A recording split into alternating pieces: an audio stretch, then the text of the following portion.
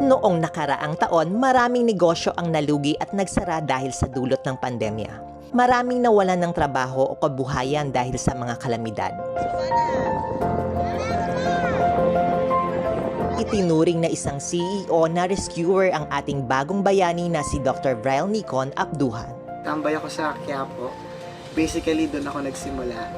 Saan ba patungo ang buhay ko? So, I tried applying sa call center. Jump ako from iba't ibang mga trabaho. And then, doon ko na-realize na I want something more. So, doon ako nag-start mag-business. Bago din yon, rescuer na talaga ako. So, tumutulong talaga ako sa mga kalamidad.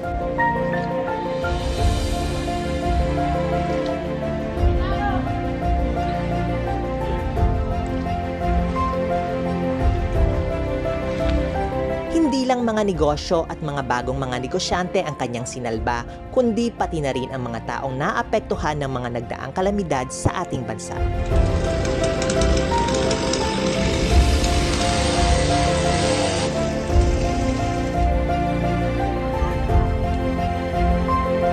From start ng Taal, andun kami. Actually, birthday ko yon. Pumunta kami sa Taal. I gathered funds, relief goods from different individuals. Tapos pumunta kami ng team ko, yung Zion Rescue.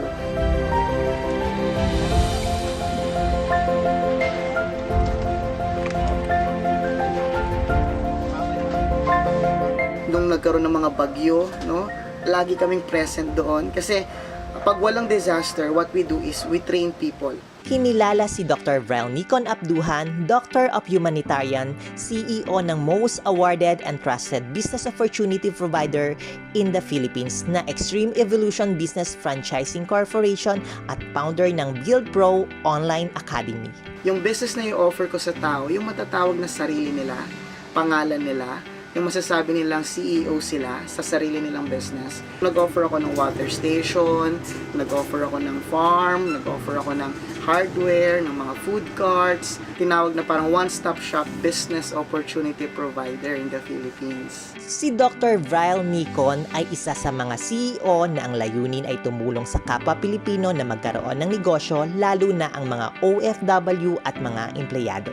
Sa katunayan, mahigit 12,000 business owner na ang kanyang natulungan na makapagsimula sa kanilang negosyo. Siya ang tinawag na CEO ng mga CEO. Pero lingad sa kaalaman ng marami, bumagsak din ang isa sa pinakamalaki niyang negosyo, ang Extreme Revolution Travel and Tours, dahil sa pandemya, na kung saan nahirapan ulit siya makabangon.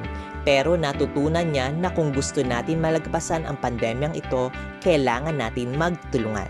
Imbis na malugmok, bumangon siya sa pagkakalubog at tinayo ang Build Pro Academy, kung saan ang layunin nito ay tulungan ang mga Pilipino na makahanap ng trabaho online at makapagsimula ng negosyo sa new normal na ito. At sa loob lamang ng ilang buwan ay nakapag-create na siya ng almost 300 na mga bagong CEO ng mga bagong kumpanya.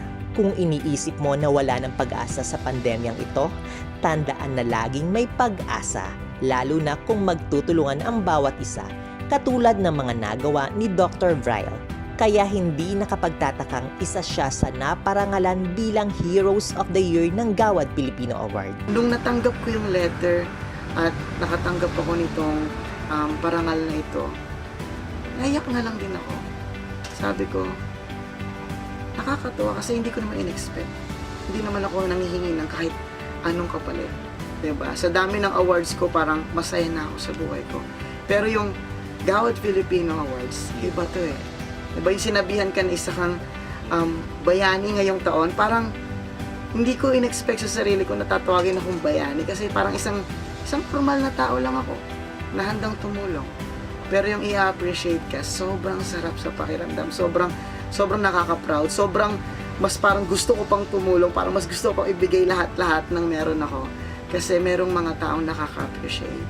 Kaya sobrang maraming salamat talaga. At ang mas biyayang kanyang natanggap ay ang suporta at pagmamahal ng kanyang pamilya. Business, rescue, andyan yan. Diba? But behind those success sa business and sa pagliligtas ng buhay is yung family. Na sumusuporta, nandyan sila palagi, nagre-remind sa akin. At alam mo yun, sila yung nagbibigay ng lakas ng loob na kaya mo yan. No? So, I can say na hindi ko magagawa lahat kung wala yung wife ko, yung mga anak ko, yung family, yung parents namin na andyan lagi sumusuporta. So, I'll make sure na I give quality time sa kanila. Family kami ng rescuer. So, naiintindihan namin yung bawat isa at isa yung layunin namin. Yung family namin, gusto talaga namin tumulong sa kapwa.